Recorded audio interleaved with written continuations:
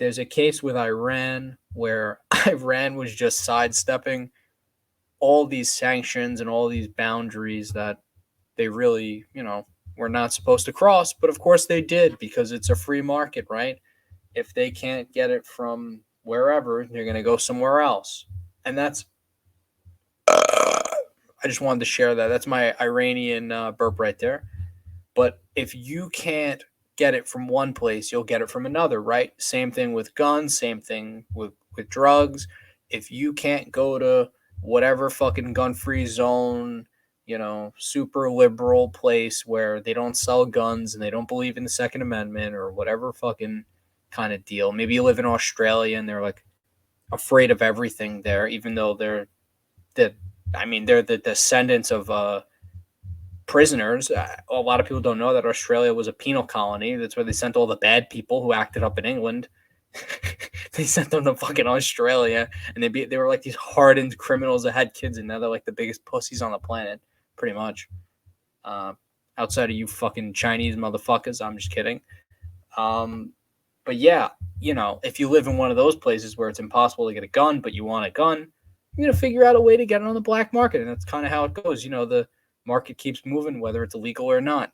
But God, I remember you were telling me about this offline, and I know you could share more about Iran, and I think you should because a lot of people want to know about that. So take it away, my friend. Let them know about the bad bitches in your life, the bad Iranian bitches.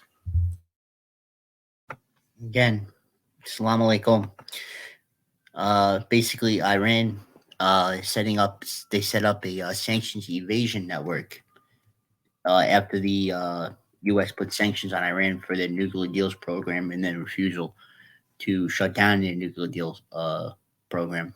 And the Chinese, right? Fucking Chinese, the Middle Easterns, like the Pakistanians, all those motherfuckers. They helped the Tehran, they helped ISIS, they helped Al Qaeda basically circumvent sanctions in order to keep their economy afloat.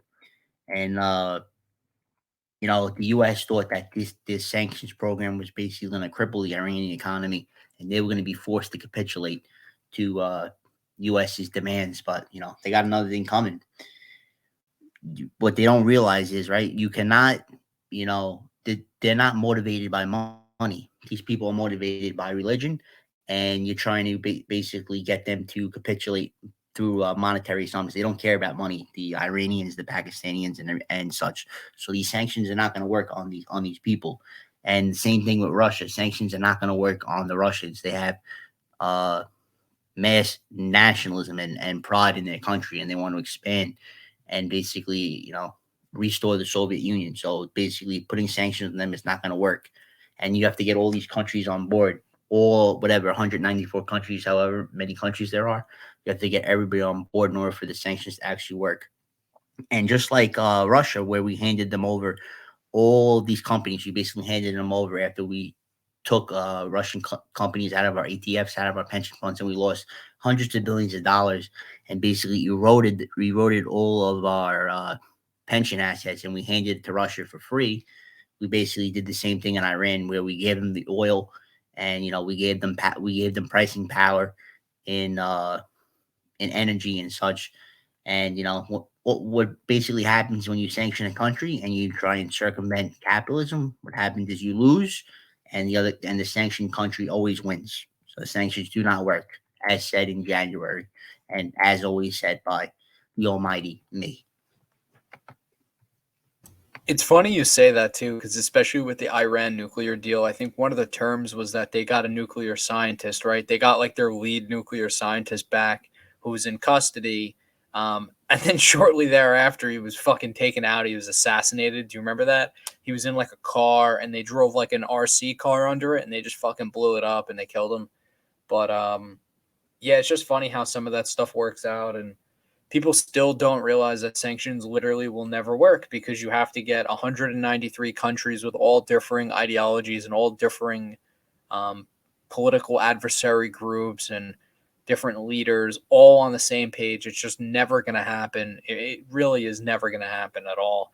As long as there are people who have diametrically opposed viewpoints of how civilization should exist, there will never be people on the same page. The only way that would be possible is if there was like one unifying body. Like even look at the UN, like the UN is probably the best case attempt at trying to unify nations to kind of work in like a cohesive manner. I guess you could say the UN or like NATO.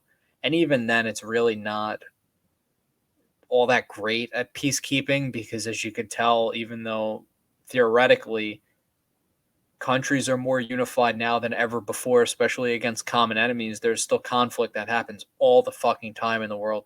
So it clearly doesn't work. Just like you clearly can't get countries to agree on sanctioning all, everyone sanction whatever country. Like it's not going to fucking work. And it's just going to hurt the citizens of that country that maybe they don't support what the regime is doing. Like how many Russian people do you think probably don't support Putin? I would think probably the majority. They don't want war. I remember we spoke about this a little bit. This was way back in the day. We spoke about some of the protesting that was going on outside St. Petersburg and in Moscow, and there were a lot of fucking people on the street protesting the war and protesting the Russian aggression that was happening in Ukraine. So there are a lot of people that they don't necessarily even want some of this stuff to happen, but guess what? They have to pay the price for the sanctions. Putin's one of the richest guys in the world. A lot of people don't even think about that or talk about that. He owns a stake in a lot of these oil and gas companies. And guess what? Look at the price of oil right now. And if you think Putin's not selling to other countries who are then selling to the US or to the EU, you are sadly mistaken. Do you know how easy it is to do that? He could just sell, like, let's take a company like Lukoil, for example, that's clearly a Russian oil and gas company.